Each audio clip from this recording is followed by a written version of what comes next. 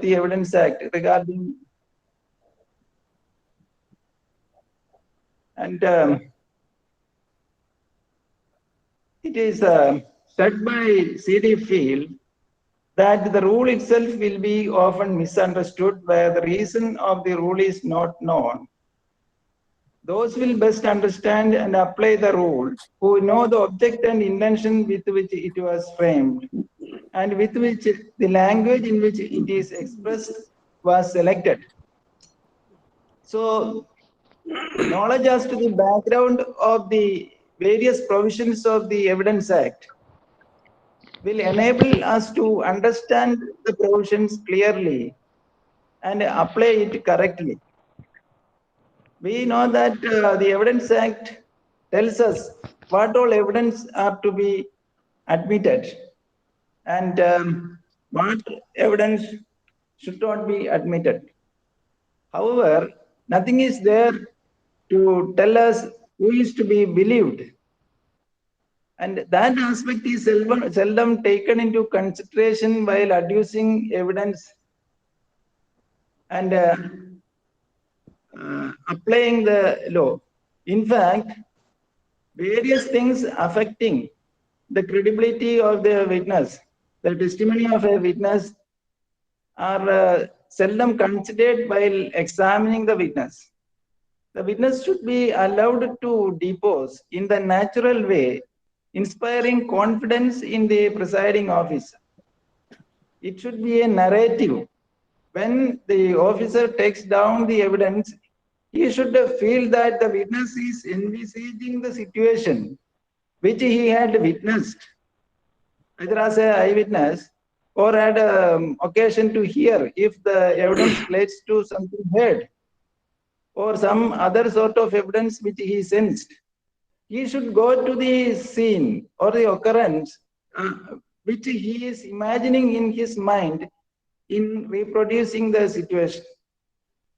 But often we find that instead of that, the witness by hearts certain sentences that purportedly he gave at the time of 161 statement and reproduces without going back to the actual occurrence, recollecting the incident.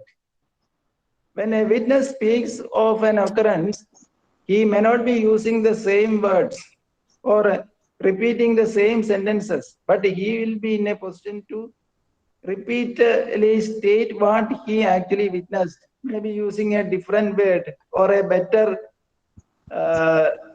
string of words depicting what he had actually seen or heard or sensed. That type of evidence is needed to inspire confidence in the court. Every demeanor of the witness, the time taken to answer a question, the expressions of the witness, the emotions that are passing through the face of the witness are all matters affecting the credibility of the witness. And an examiner of the witness who want to bring out the truth should take care to see that he has not intervened while the witness is speaking about what he had understood from the circumstances. The witness may err. He may make wrong statements inadvertently. All these are natural. And such a natural course is what is needed for a court to estimate the witness. The evidence is to be weighed. And that aspect is to be taken into serious consideration by the examiner. And with this introductory words, I request Satheesh Kumar to proceed with his class on the subject. Welcome, Satheesh Kumar. Thank you, sir. Thank you.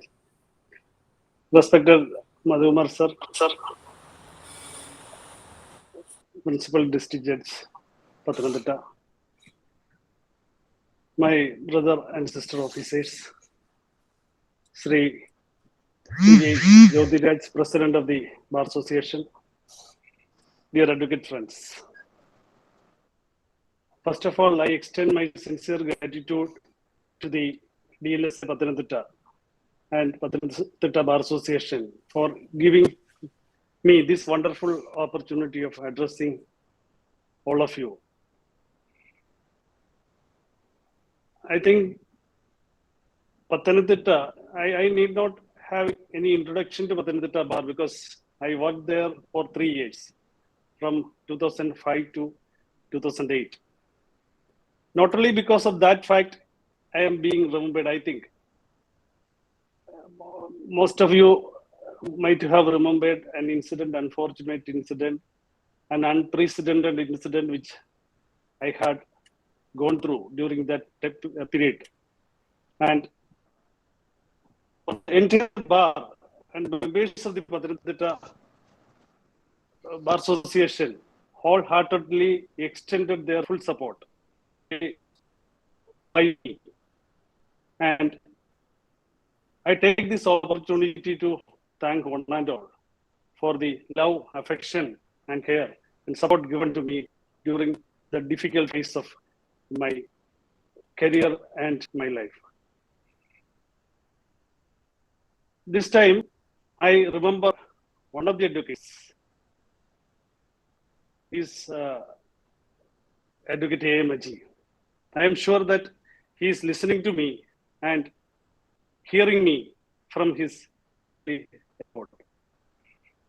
I dedicate this program to Advocate A. Maji, and with this introduction, I may permit to start the topic. May I share the screen? Yes, sir.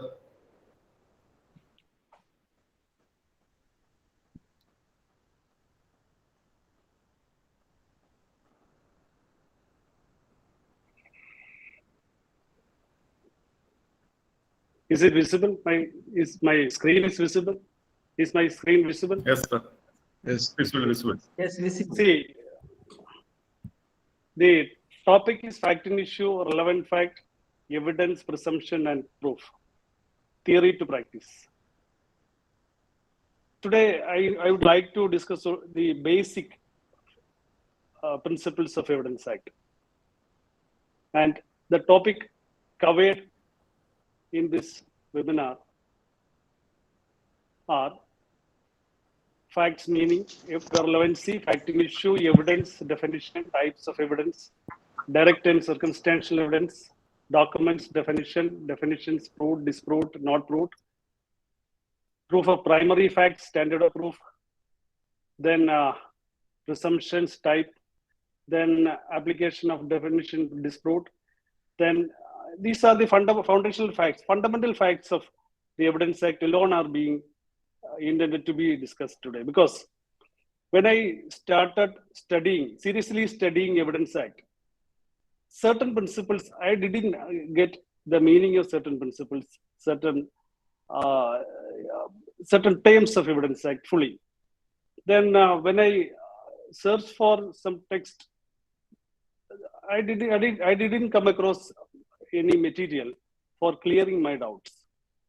So I included these contents based on the difficulties which I faced during the serious study of when I started studying the Evidence Act, the provisions of Evidence Act seriously.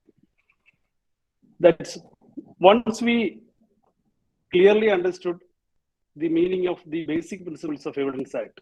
Some theories are involved, some foundations are, these principles of Evidence Act are built upon certain theories. Once we understand the theories, it is very easy to understand the other provisions of the Evidence Act.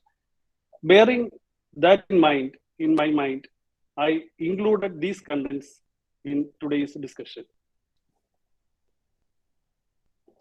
Then we know the schemes of the Evidence Act. It is divided into 3 parts, 11 chapters and 167 sections. Part 1 deals with the relevancy of facts, contains 2 chapters, section 1 to 55. Then chapter 2 deals with the proof, chapter 3 to 6, and section 56 to 100. Then part 3 deals with the production and effect of evidence, including chapter 7 to 11, sections 101 to 167. We know Evidence Act is a procedure law like CPC and CRPC. But there's a substantial difference between the other procedure laws such as CPC and CRPC from the Evidence Act. Because Evidence Act is called lex fori, means it's a law of the forum. The provisions of Evidence Act is being applied only in court. Outside court, these principles are not being applied. But in the provisions of CPC and CRPCs are applicable not only in the court, but also outside the court. That's why Evidence Act is called lex fori. Section 1 of the Evidence Act says that Evidence Act is applicable to all judicial proceedings before any court. The term judicial proceedings is not defined under the Evidence Act, but we can borrow the term, the definition from the CRPC. Section 2I defines judicial proceedings, includes any proceedings in the course of which evidence may be given on oath. That's a judicial proceeding. See, when trial starts, provisions of the Evidence Act starts. That's only in court. Beyond court, these provisions are not being applied like CRPC and CPC. Then we can start with the definition of fact. See, if we clearly understand the meaning of fact, then in many sections, fact is referred to. Unless we clearly understand the true meaning of fact in letter and spirit, we won't understand the succeeding provisions, especially many provisions in Chapter 2 of the Evidence Act. Then let me explain clearly what is a fact means. Then fact starts with the term means and includes. See, there are 11 definitions in Evidence Act. Out of the 11 definitions, 3 sections starts with the clause means and include. What is means and include? Means and includes is explained, means when a definition clause starts with means and includes, it shows that the definition is exhaustive, means nothing can be included or nothing can be taken away from the decision. That's the meaning of means and include. Apart from fact, the meaning of definition of evidence also starts with means and include, and fact in issue also starts with means and include. So these definitions, that is limited to what is stated in the definition itself. We cannot expand its scope or we cannot limit its scope. That's the meaning of means and include that is clearly stated in a decision reported in 2014 1 KHC 170. See, what is fact, means and include? Then there are 2 subsections, 1 and 2 parts. Then first part deals with the physical fact, second part deals with the mental fact. Or physical fact is called external fact. Second part is called internal fact. Then first part means fact means and includes anything, state of things and relation of things capable of being perceived by the senses. See, 3 terms are included: anything, state of things, or relation of things that is capable of being perceived by senses. We know that we have 5 senses. Then if anything is capable of being perceived by our 5 senses, it is called fact. So it should be a physical thing. Otherwise, we cannot perceive it by our 5 senses. See, anything is very clear. Definition, the meaning of anything is very clear. Any physical thing is a fact. Then state of things. Then what's the meaning of state of things? It's not clear. From the word state of thing, it is not, we cannot clearly understand. It's not understandable what is the meaning of state of thing. Let it be there. Then next, relation things. Relation things we know. If there are two things, we can, if one is related to another, that's a relation of thing. We can get some clues from the term itself. That is capable of being perceived by senses. Then three items: anything, state of things, relation of things capable of being perceived by sense is the physical fact. That is part one. See, part one, there are three out of 5 illustrations. First three illustrations, A, B, and C, deal with this physical fact, part one of the fact. Illustration A contains all the three elements: anything, state of things, or relation of things. We can examine that. Then what is illustration A says? That there are certain objects arranged in a certain order, in a certain place is a fact.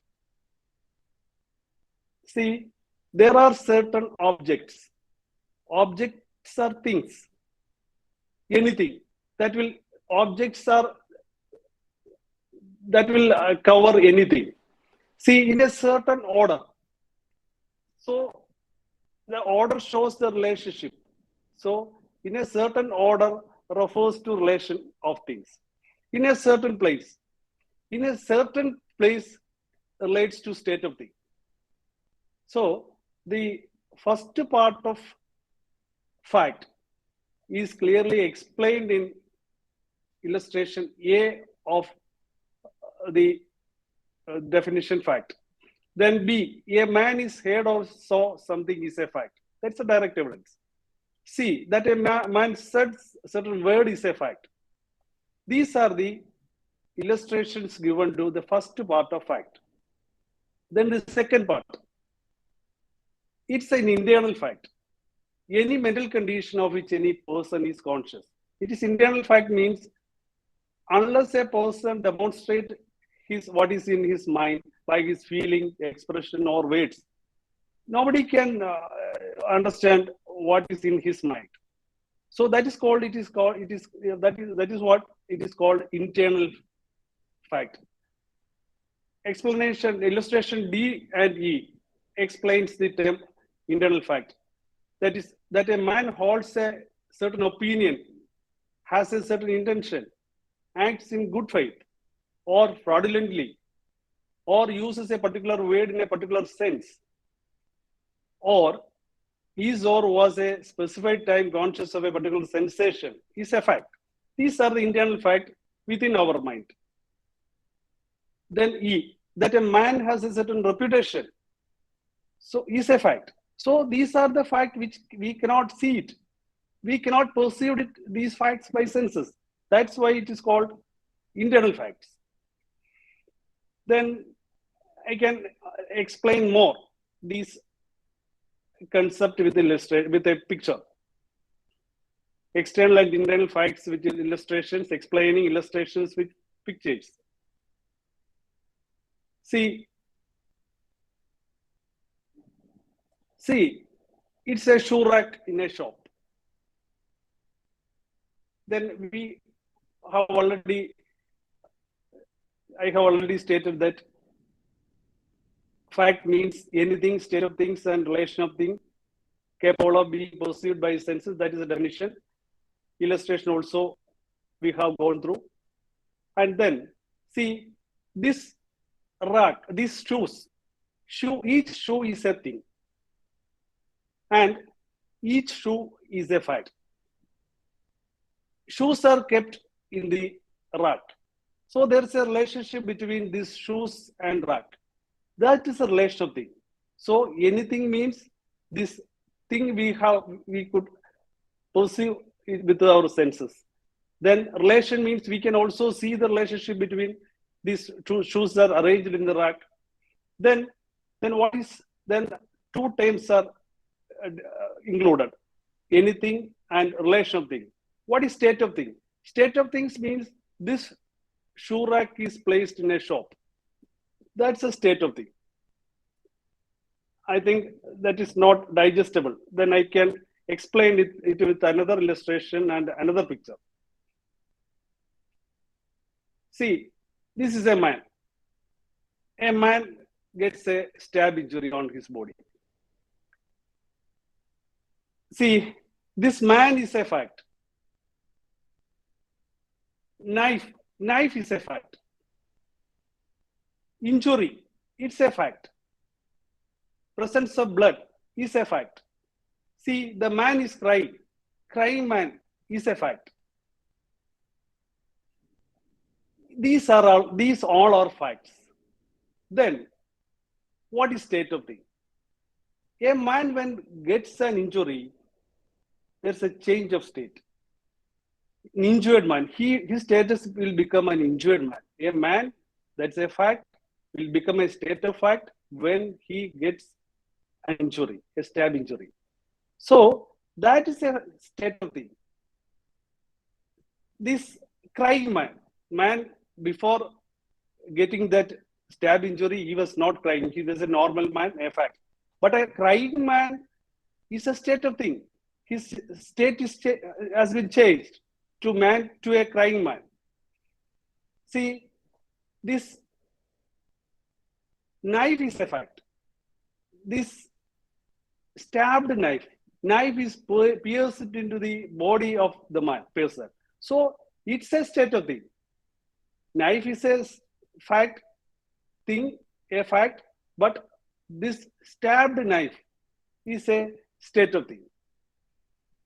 See, relation of things. This knife and injury has a relationship.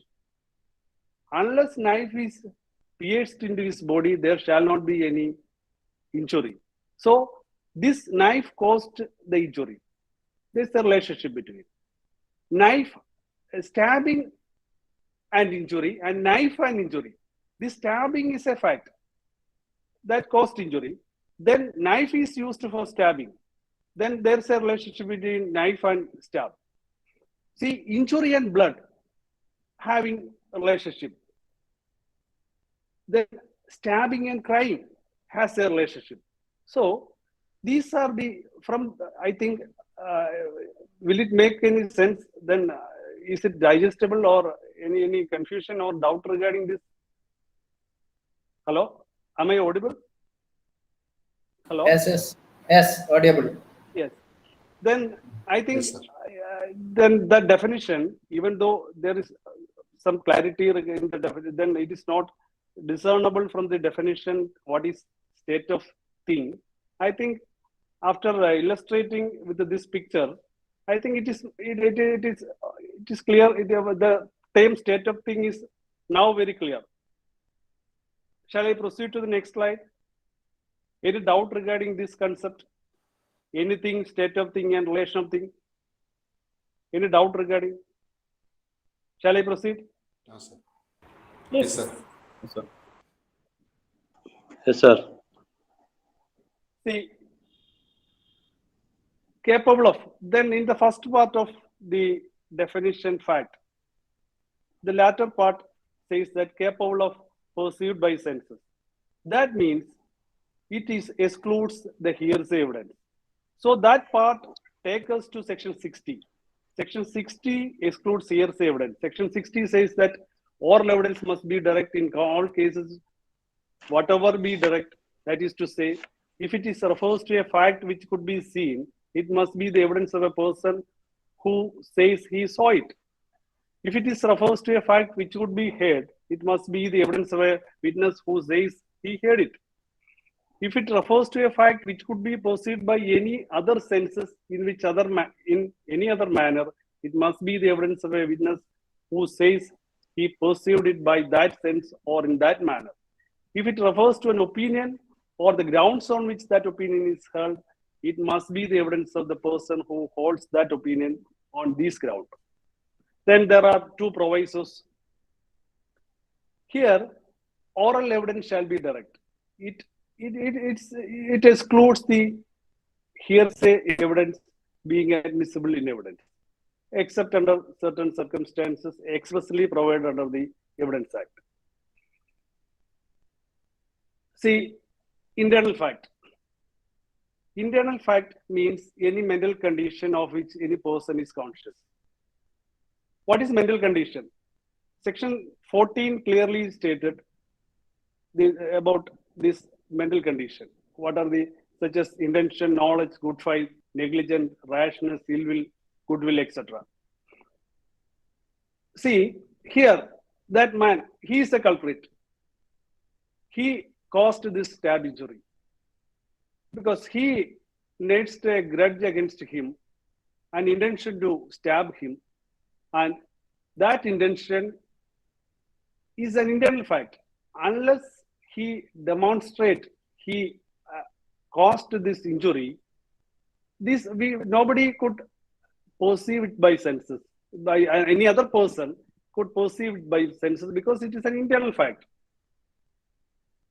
It is called any mental. It is what is called any mental condition of which that person is conscious. This person, this culprit, were nursing an ill will against this injured. That is demonstrated by his act.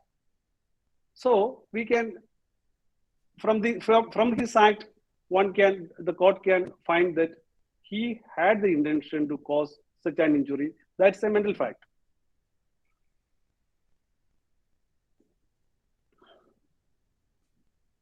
Next, then definition of fact is over. Next, relevant and relevancy. See, definition says that one fact is said to be relevant to another when one is connected with the other. In any of the ways refers to the provisions of this act relating to the relevancy of fact. So definition is also not clear. We should not have a clear idea about what is intended. But one thing is clear. It is a relative term. One fact is relevant to another. So there should be at least two facts. Then only we can say that one fact is relevant to another. So this concept of relevancy is based on cause and effect relationship. One fact is the cause of another. One fact is a cause and another fact is the effect. So there should be a cause and effect relationship between two facts. One fact may be a relevant fact and other fact may be a fact in issue. So the relevant fact and the fact in issue should have a cause and effect relationship. Then we can say that one fact is said to be relevant to another. When one is connected with the other, then in any of the ways referred to the provisions of this act relating to the relevancy of fact, that means if that fact is a relevant fact coming under chapter 2 from section 5 to 55 in one or more of the provisions under chapter 2, that fact we can say that that's a relevant fact. So no single fact is relevant in itself. It is relevant in relation to another fact. The term probable is often used to describe this relationship because one relevant fact will make the fact in issue or another relevant fact more probable or improbable. That's why the term probable is often used to describe this relationship. See, relevancy is the relationship or connection between two facts. One is the cause and the other is the effect, or vice versa. That's also possible.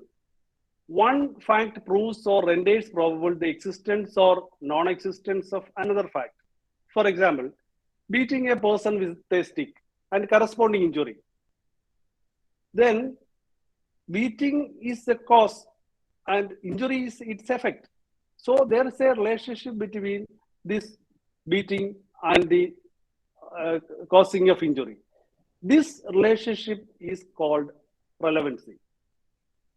We can classify relevancy into logical relevancy and legal relevancy. Logical relevancy is based on mere common sense. But Evidence Act is concerned with the legal relevancy. Only if the relevant fact is not only logically but also legally relevant, that is admissible in evidence. For example, we know that confession to a police officer is inadmissible. That is stated under section 25 of the Evidence Act. But logic says that it is admissible. So it is logically relevant. Confession to a police officer is maybe logic is surely, of course, it's logically relevant, but it is not legally relevant. So all logically relevant facts need not necessarily be legally relevant. Evidence Act concerned only with legal relevancy. It is otherwise called admissibility or receivability of evidence. Only legally relevant evidence alone, if coming under that comes under Chapter 2 of the Evidence Act, can be received in evidence by the court. Parties are allowed to tender only that legally, not only logically, but legally admissible evidence. That is clear from section 5 of the Evidence Act. See, relevancy is based on logic and probability. Logic and probability, which may be admissible or not, but whereas admissibility is based on strict rule of law. That's the difference. Relevancy is based on logic and probability, but admissibility is based on strict rule of law.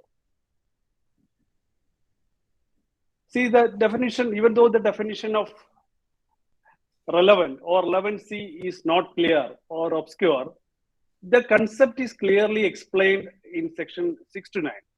So it on going on analyzing on understanding section 6 to 9 of the Evidence Act, one will get a clear idea about the concept of relevancy. Section 6, we know that it's a Rochester principle wherein hearsay evidence is one of the two sections wherein hearsay evidence is admissible. Then fact not in issue are so connected with the fact in issue. See, fact not in issue means it's a relevant fact, so connected with the fact in issue. So then there should be one relevant fact. Then at the time of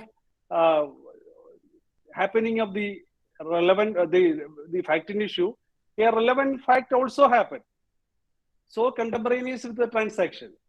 Then that relevant fact is also admissible as res gestae, which starts along with the development of the fact in issue. Then I am not going into deep into these sections 6 to 9 because that will time consuming. I am only just referring to these sections. Section 7, facts which are occasion, cause, or effect of the fact in issue. See, these are the relevant facts. Unless there is an occasion for a commission of the offense, no fact in issue will take place. No offense will take place. So the occasion for happening of the crime, that's relevant under section 7. So again, cause and effect relationship. Then one relevant fact is the cause and fact in issue, or other relevant fact is the effect. That cause and effect relationship is relevant under section 7. Then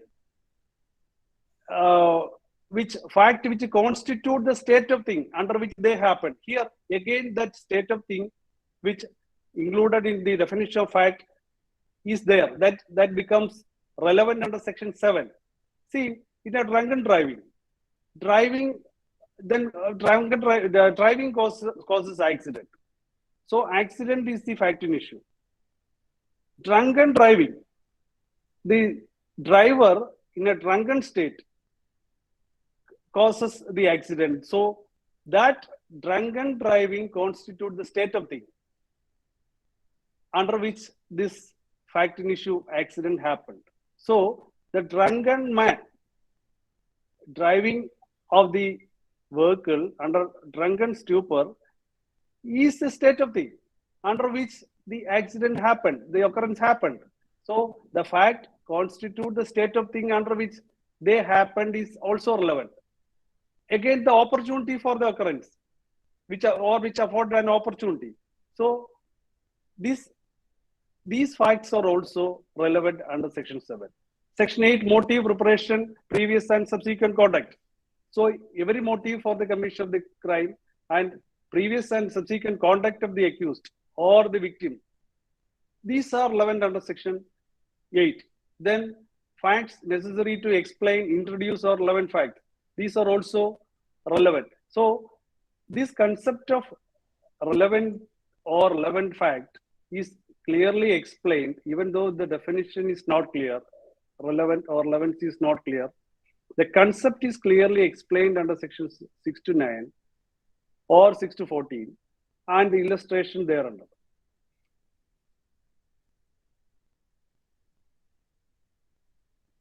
Then next, fact in issue. Then fact in issue is nothing but the issue involved in the case. In a civil case, it is a issue framed by the court. In criminal case, what is the ingredients of the offense or charge framed or the defense of the accused, insanity, etc. These are the fact in issue. Principal fact. That is to be proved. Fact in each and every case, there shall be a fact in issue. Fact in issue can be proved by two ways. One is the direct evidence. If there is eyewitness, that can be fact in issue, can be proved through the evidence of the direct evidence of the eyewitness. Or if there is no eyewitness to the occurrence to prove the fact in issue, then it can be proved through the circumstantial evidence. So in circumstantial evidence, what is being proved is a relevant fact, not the fact in issue. First of all, a relevant fact is to be proved. Then an inference can be drawn to prove or disprove the fact in issue. So these are all about fact in issue. It's also called principal fact or factum probandum. Then section 5 is very important. Section 5 says that evidence may be given in any suit or proceedings of the existence, non-existence of every fact in issue or of such other fact hereinafter declared to be relevant and of no others. That 4 words are very important. If then for two facts, evidence can be let in. One is fact in issue. There is no restriction regarding fact in issue. Evidence can be tendered by the party. And regarding the relevant fact, then if it is, unless it is referred to, it is mentioned in one or more of the provisions, at least one of the provisions in chapter 2, no party shall be allowed to adduce evidence to prove it. And no of others, it's very clear from that 4 words that no evidence regarding a relevant fact can be allowed to be adduced unless it is mentioned in chapter 2. That is section 6 to 55.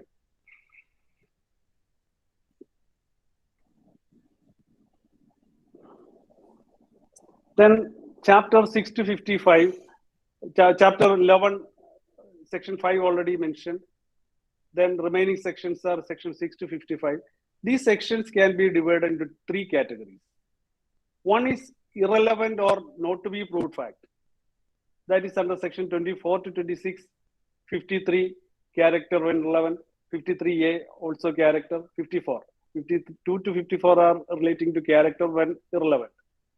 So irrelevant fact that can be excluded. Then second category is non-substantive evidence. That is section 30, confession of co-accused. Then that can be considered, but that cannot be used for sole piece of evidence against the co-accused. So section 30, that is not a substantive evidence, but it is only non-substantive evidence that can be considered. Again, 34, books of account. No decree or order can be passed based on the contents of the books of account alone. That can be considered, that can be used. So these are the 2 provisions which are included in chapter 2 as non-substantive evidence. The remaining sections are substantive evidence. Substantive evidence means that evidence can be used for proving a fact. That's substantive evidence. Except section 45 is expert evidence. Regarding expert evidence, even though it's a relevant fact, means substantive evidence, that will not override the ocular evidence. If there is inconsistency between ocular evidence and this expert evidence, then ocular evidence will be given importance over the opinion evidence. But where The medical evidence completely rules out all the possibility of the ocular evidence. Then ocular evidence may be disbelieved. That's the position. The next is evidence. Again, evidence means and includes, it is an exhaustive definition. Evidence, there are two parts. One is oral evidence and second part is documentary evidence. Oral evidence means all statements which the court permits or requires. So here, the statement which the court permits means permission of the court is required to let in evidence. If hearsay evidence comes, then the court will not allow that piece of evidence to come in. So only if the court permits, evidence can be allowed. Legally admissible evidence should be permitted to be adduced. Legally inadmissible, irrelevant evidence should not be permitted. That's why statement which the court permits or requires, court can require a party to adduce evidence exercising the power under section 165 of the Evidence Act. So evidence means oral evidence, first, second, documentary evidence. Oral evidence means all statement which the court permits or requires to be made before it by witness in relation to matters of fact under inquiry. Such evidence are called oral evidence.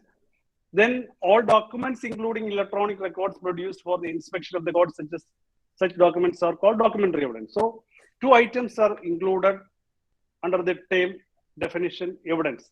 One more item we can see under the second proviso to section 60 that says that if oral evidence refers to any material object, that also come within the term evidence. So then three items: oral evidence, documentary evidence, including electronic records, then material object will come under the term evidence.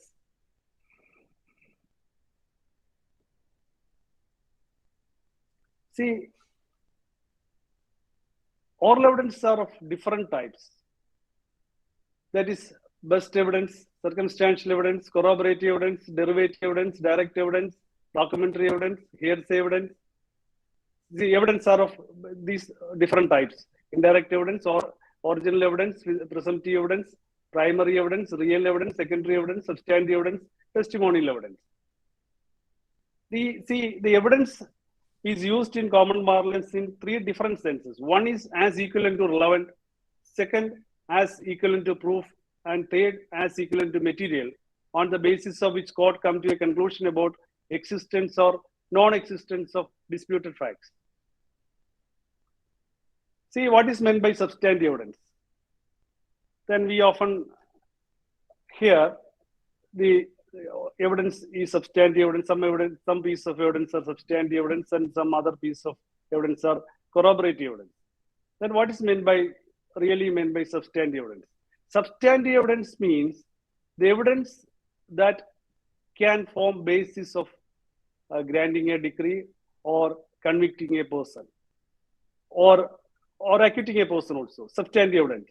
So that means that can be relied on by the court. If believed, a piece of evidence, if believed, that can be form basis of finding of the court.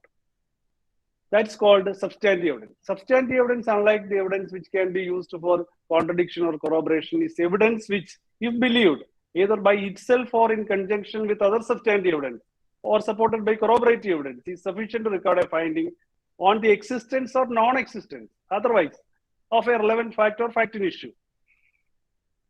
Then reliability of substantive evidence is strengthened by corroborative evidence and weakened by contradictory evidence.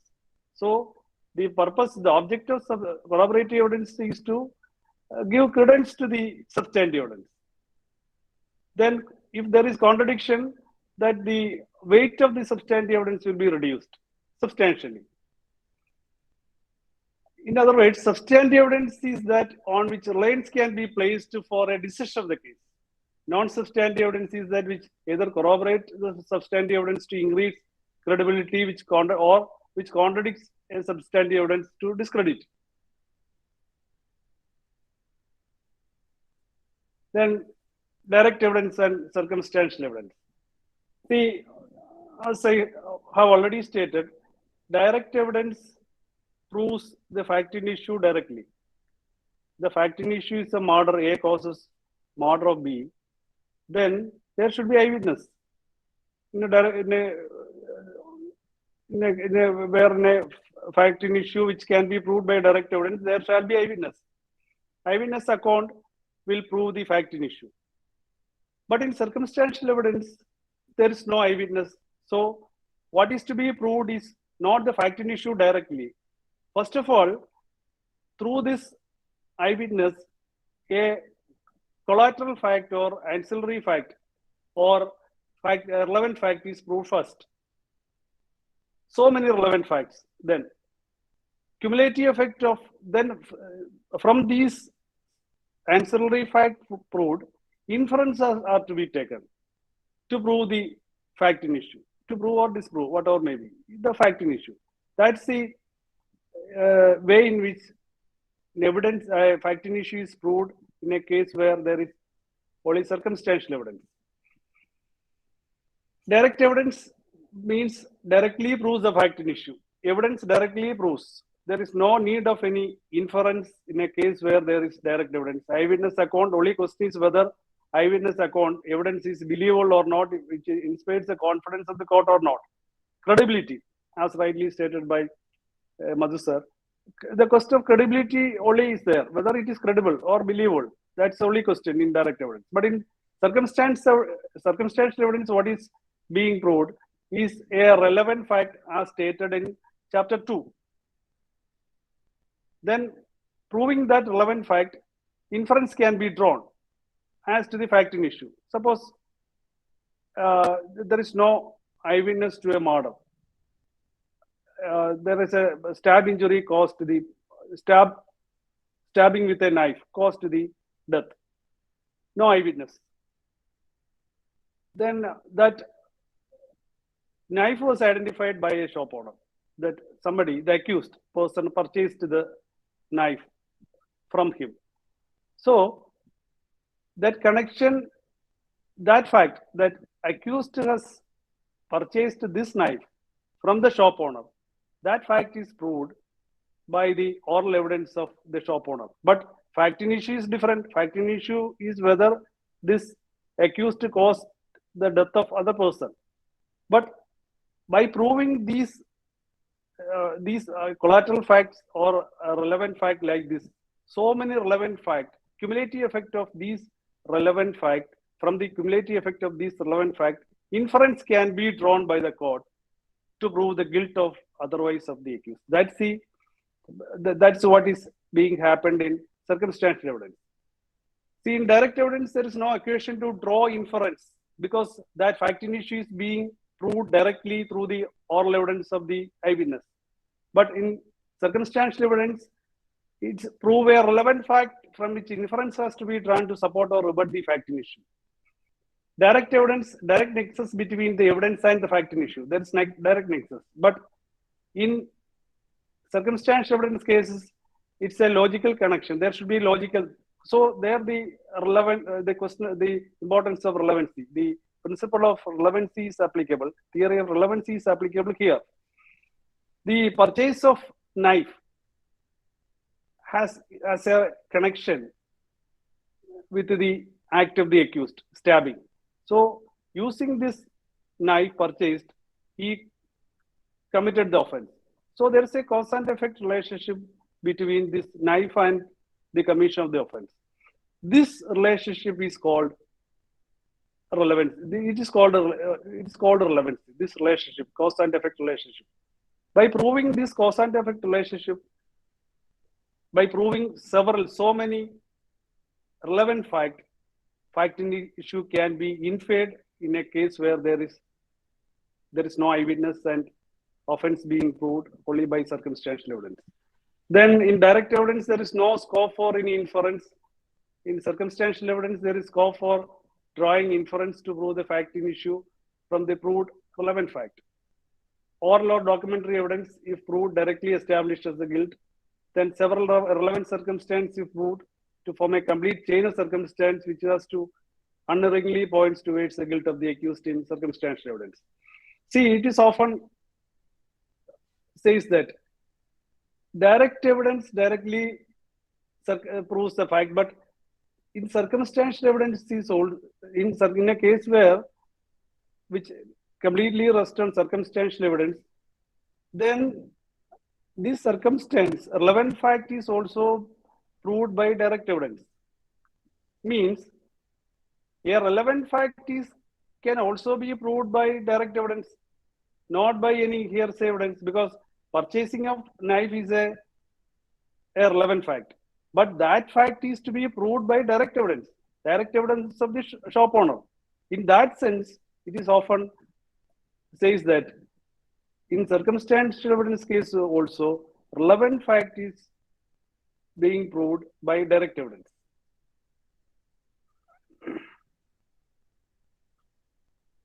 Then there are two, then section 3 fact, the definition of fact, and section 60 excludes the admissibility of hearsay evidence. Only direct evidence alone is admissible in evidence, which excludes hearsay evidence, except under some of the provisions which expressly permits acceptance of hearsay evidence. Then how can a statement, then a statement is before the court, or a piece of oral evidence is going to tender in before a court of law. Then how to identify whether it is a hearsay evidence or direct evidence? Then one statement may be hearsay, direct evidence, as well as at the same time it may be hearsay evidence. Then how to distinguish, how to identify one statement is hearsay evidence at the same time whether it is direct evidence also. See, what's the object of the object or use of the evidence? Object of the evidence for which it is adduced. That will decide whether it is direct evidence or hearsay evidence. Then I will explain it. See, suppose in a sexual offense case, we often confront with a situation where after the incident, sexual offenses are committed in isolation, no eyewitness, only perpetrator and the victim are there. Then after the incident, this victim shared the factum of the rape or sexual offense to her mother. Then mother has not witnessed the incident. Mother gets the details of the incident through the victim. So what the victim shared to the mother and what the mother heard through her senses, her ears, is direct evidence. But it will become hearsay evidence when the object of the statement is to prove the truth of the statement. Then it will become hearsay evidence, because see, section 157 says what section 157 says. The evidence of the mother can be used for corroborating the statement of the statement which made to the mother by the witness can be used for corroborating the evidence of the victim, the later testimony of the victim. So in that sense, what the victim stated to the mother is direct evidence. But when it comes to the truth of the matter, it is hearsay. Then I think is it clear, or how one statement become hearsay evidence as well as direct evidence? Have I succeeded in clearing the point? Shall I repeat it? Is it necessary to repeat it? See, Sir, once again. Evidence. Once again, it says, see, one statement may be direct evidence, as well as it may, at the same time, it may be hearsay evidence. Direct evidence means what a witness heard by her senses. If it is a statement, it should be heard by her, the witness. So the factum of factum of conveying the statement is direct. But regarding the truth of the matter, if the issue is the truth of the matter, in that sense it is hearsay, because suppose in the example, after the sexual offense, if the witness conveys the matter to mother, the mother heard it from the mouth of the victim, daughter. So it is direct evidence. That statement is direct evidence. At the same time, it will become hearsay evidence when the truth of the matter involved in the statement is the issue. If the object of the statement is to prove the truth of the matter, means the mother did not witness the incident. See, the mother only heard about the incident from the mouth of the victim. So the mother heard it through her sense, through her ear. That is direct evidence as per second part of section 60. But when the question of truth comes, it is hearsay, because mother had not seen it. Mother cannot say that it really happened. Mother can only say that daughter told me that it happened. That statement given by the daughter to the mother is direct evidence that can be used for corroborating the testimony of the daughter under section 157. But when the truth of the statement is in question, since the mother has not witnessed the incident, it is hearsay. Then I think the next slide will make it clear. Section 157, former statement of witness may be proved to corroborate later testimony as to the same fact. In order to corroborate the testimony of a witness, any former statement made by such a witness relating to the same fact at or about the time when such fact took place or before any authority legally competent to investigate the fact may be proved. We know that first in FIS 164 statement of and the statement of the victim narrating the incident to others, etc., can be used for corroborating the testimony of such witness. But so far as the truth of the matter, when the question is to the truth of the matter, such a statement given by the hearer of the statement is hearsay. It is direct evidence so far as the factum of conveying the statement is concerned. It is direct. But when the truth of the matter is in question, the same statement will become hearsay evidence. That's why, so far as it is stated, so far as the truth of the matter is concerned, because the person heard something regarding the incident from the eyewitness or the victim, had no occasion to witness it. So, truth of the matter can be deposed before the court by the person who witnessed it. As per first part of section 60, if it is a matter, if a person had seen the incident, he should depose that he has seen it. So the mother to whom the victim daughter shared the incident had no occasion to witness the incident. So when the truth of the statement is in question, the same statement made by the victim girl to the mother will become hearsay. But regarding the factum of conveying the statement, it is direct evidence. Is it clear? See, certain decisions are there. Go through the decisions. I think it will be more clearer. I don't think I am able to convey what I intended to convey. See, important decisions to decide whether a statement is direct or hearsay. AR 1954 Supreme Court 601, AR 1997 Supreme Court 1830, 97 9 SEC 338, AR 2003 Supreme Court 3039, and AR 93 Bombay 1. Moreover, illustrations D and E to section 9 gives some indication as to what is when such a statement is admissible. Illustration D and E also. So understand that one statement can be direct evidence as well as hearsay evidence. It will decide what's the object of proving that statement. That will decide whether it is direct or hearsay.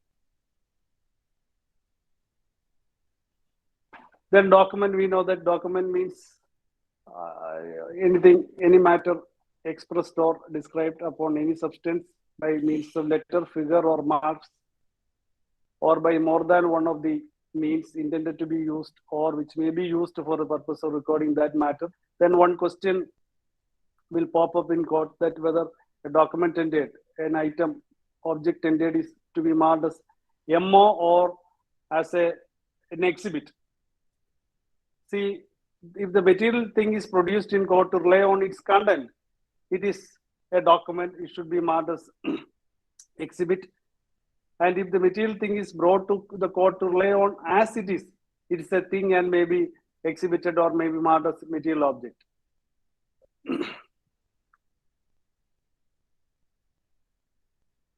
Then next is proved.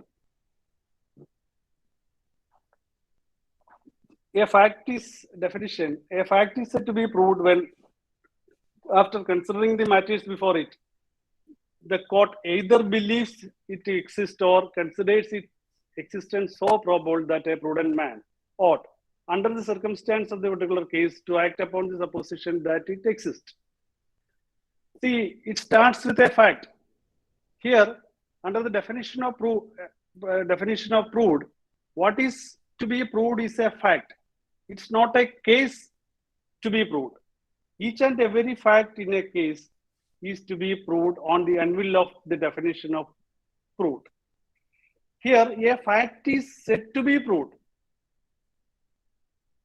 Why it is not framed as a fact is proved? Instead, it is framed as a fact is said to be proved. As Madhu sir rightly said, see, then one eyewitness who happened to see the incident comes to the court and gives evidence. Believing the eyewitness, court arrive at a finding as to whether the crime is proved or not, the offense is proved or not. So court has no occasion to witness the incident. That's why it is stated, it is framed in such a way that a fact is said to be proved instead of framing a fact is proved. Then when a fact is proved, after considering the matters before it, see here, the court has to consider the matters before it. What is the definition of evidence? Evidence means oral and documentary evidence. But here, the court has to consider not only the evidence, the matters before the court includes the evidence also. Here, the court has to consider all the matters, all the relevant matters before it for arriving at a decision. So, court not only consider evidence, but also all the matters, because evidence consists of only two things, oral evidence and documentary evidence. But there are so many other matters, such as admissions in pleading, confessions, presumptions, demeanor of witnesses, then fact judicially noticeable. These are the items, matters not included in the definition of evidence, but court can consider. Court is empowered to consider these matters under the term matters before it. Then after considering the matters before it, the court either believes it to exist. First, this definition of proved has two parts. First is belief of the court.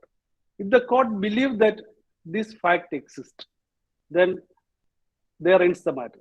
Court can pass a verdict according to the belief of the court. Suppose if the court does not believe that that fact exists, then the second part will come into play, or considers its existence so probable. So then it's a probability test. It's not probable, but so probable.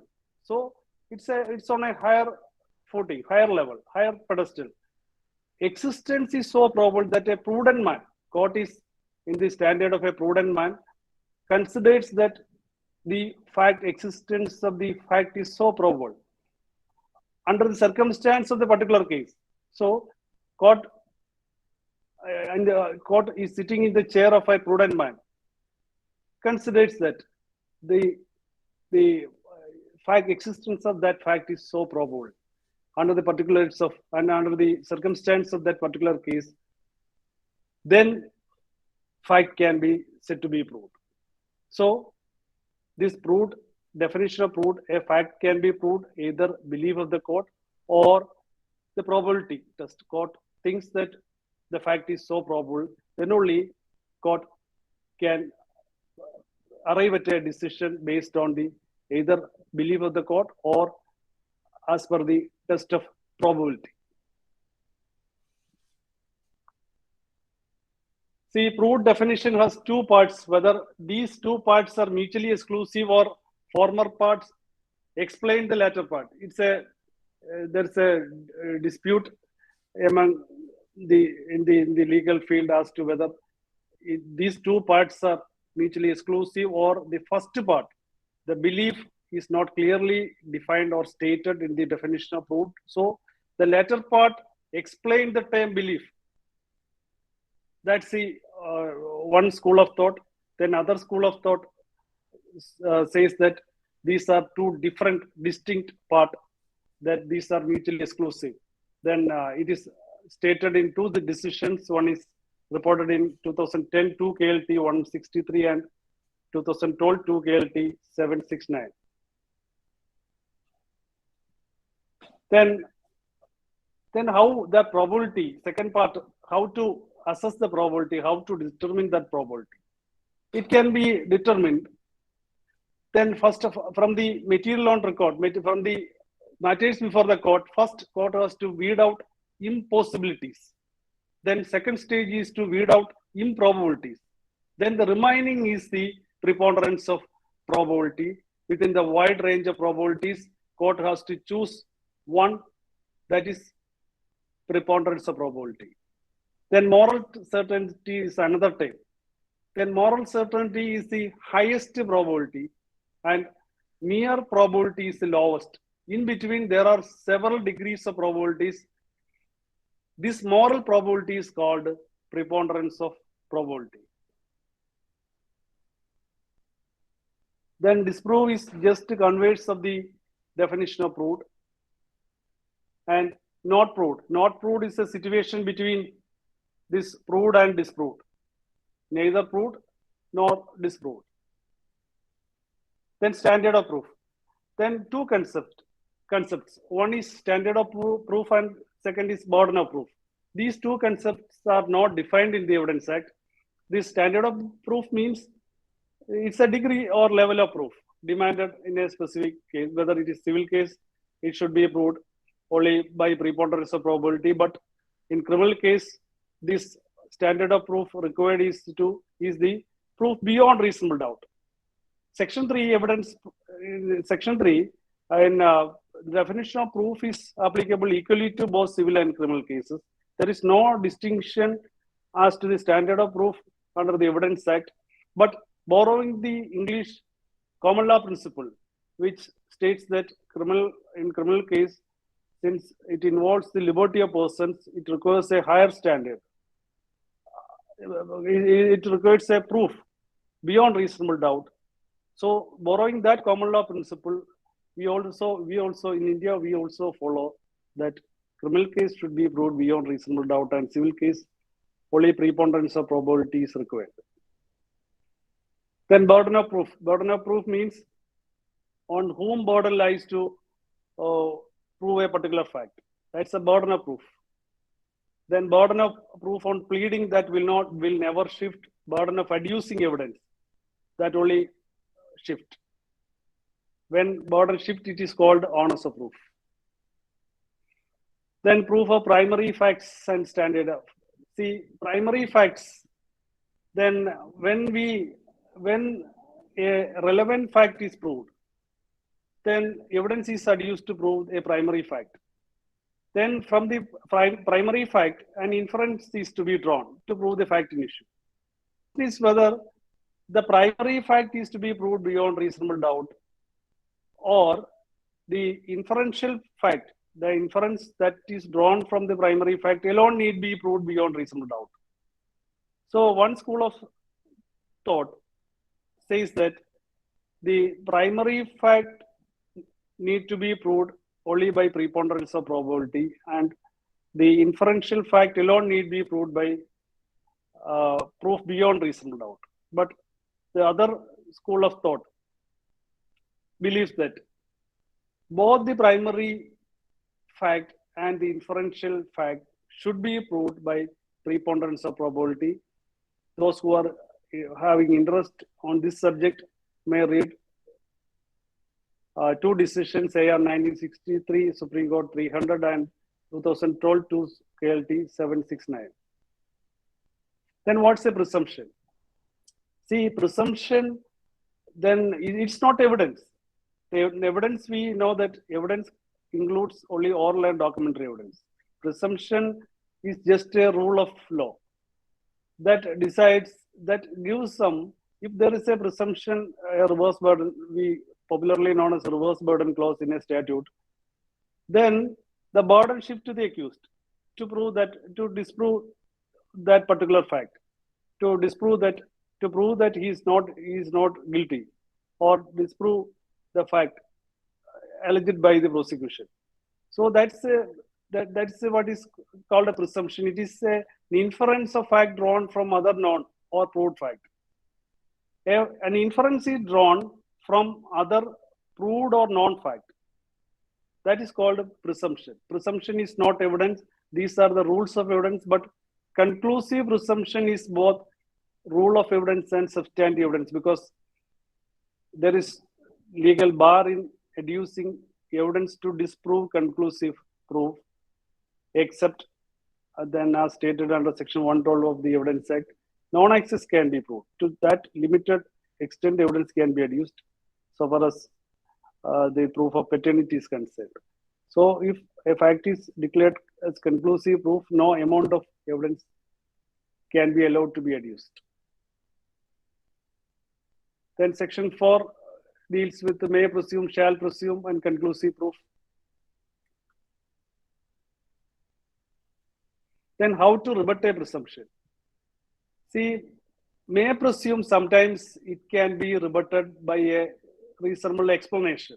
But shall presume, so far as shall presume is concerned, then proof is required to rebut the presumption.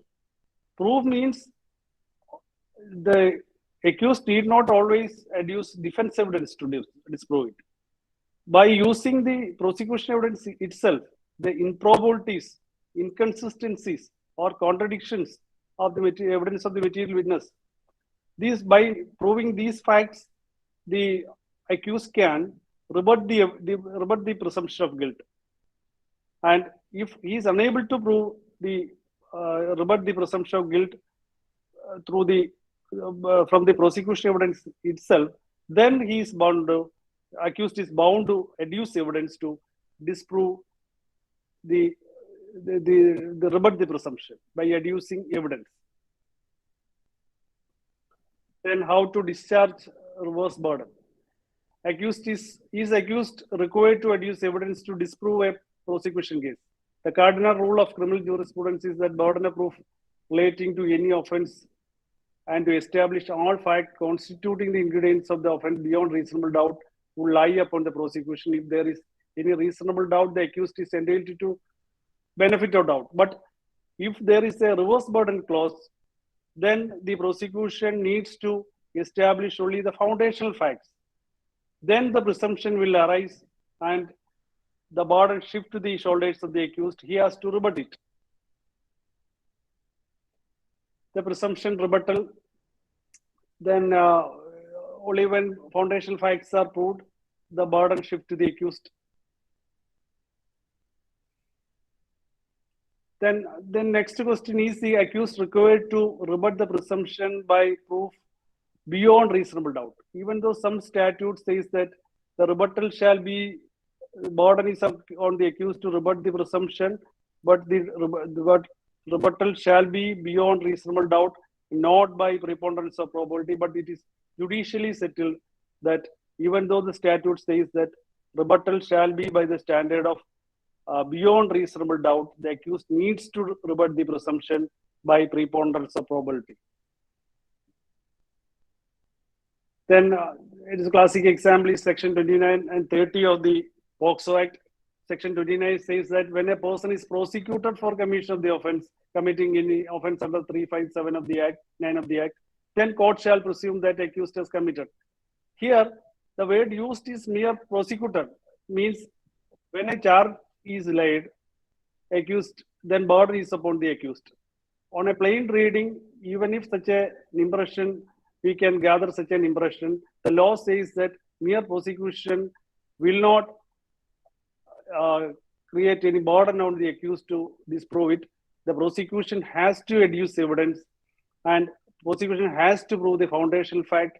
Then only the presumption arises. That means only at trial this presumption will arise. See, section 1 says that the provisions of Evidence Act is applicable only at trial. The presumption is a rule of evidence that will arise only at trial, for which prosecution has to initial burden is on the prosecution to adduce evidence to prove the fundamental or basic facts to constitute the offense. Then only the burden of the accused will arise to disprove it. Then what's the difference between ordinary criminal case and the criminal case where there is burden of proof? Then there is reverse burden. There is no fundamental difference between these cases. The only difference is that in a case where there is reverse burden clause, the prosecution is additionally armed with the presumption, so that prosecution is relieved from proving the fact, proving the offense beyond reasonable doubt. They can only prove the foundational fact. They are relieved from, they get the privilege of not proving the offense beyond reasonable doubt. That's the difference. And no substantial difference between this case where there is ordinary criminal case and case where there is reverse burden of proof, except where the presumption relieves of the prosecution from proving the fact beyond reasonable doubt. Then when does the presumption arise? That's a question. That's an interesting question. Then presumption under section 29 POCSO Act or under 139 of the NA Act will arise only when the prosecution or the complainant proves the foundational facts, basic facts. And in Sessions case in section 29 of the POCSO Act, when the case crosses the stage of 232, the presumption will arise. Or in other words, in a given case, if the prosecution adduces evidence to prove the essential foundational facts constituting the offense, even though then at that stage reliability and trustworthiness of the witnesses need not be looked into, and only the requirement is that whether the prosecution has adduced foundational facts to raise the presumption. Then if the case crosses 232 stage, the accused can make it sure that the presumption has arisen. So with this, I conclude this webinar, this discussion, and I once again, I extend my gratitude to Dlsa, especially to Madhu sir and Bar Association for giving me this opportunity. And if any question, we can discuss the question.